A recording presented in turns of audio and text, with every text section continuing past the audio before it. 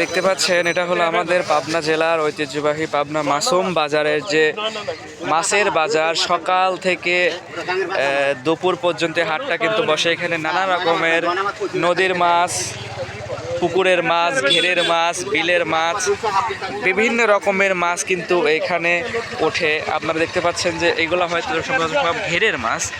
এখানে লোয়ারি মাছ, লওলা মাছ, তারপর হচ্ছে আপনার রুই মাছ, অনেক মাছ কিন্তু এখানে আছে। তো ইনশাল্লাহ যারা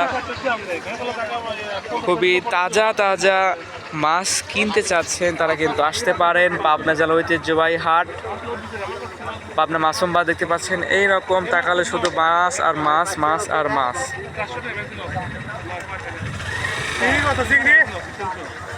চাচ্চু চিংড়ি জিগায়,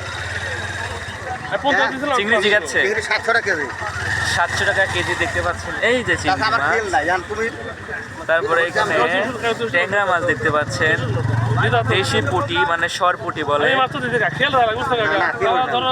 পুঁটি মাছ কেমন চাচ্ছেন এখন? ওরে বাবা, এক পোয়া মাছ 150 টাকা।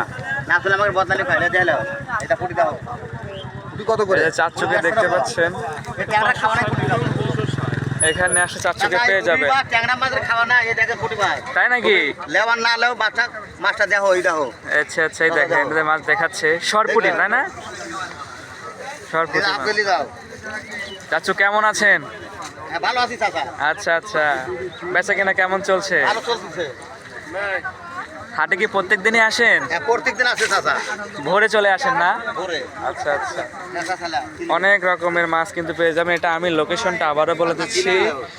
এটা হলো আমাদের পাবনা জেলা, পাবনা জেলার মাসুম বাজার বিআরটি মানে পাবনা বাস টার্মিনাল থেকে বিআরটিতে আসলে কিন্তু আপনারা এরকম মাছ পেয়ে যাবেন। তো সকলকে ধন্যবাদ। ভিডিওটি সকলে বেশি বেশি করে শেয়ার করবেন। সবাইকে সালাম, আসসালামু আলাইকুম।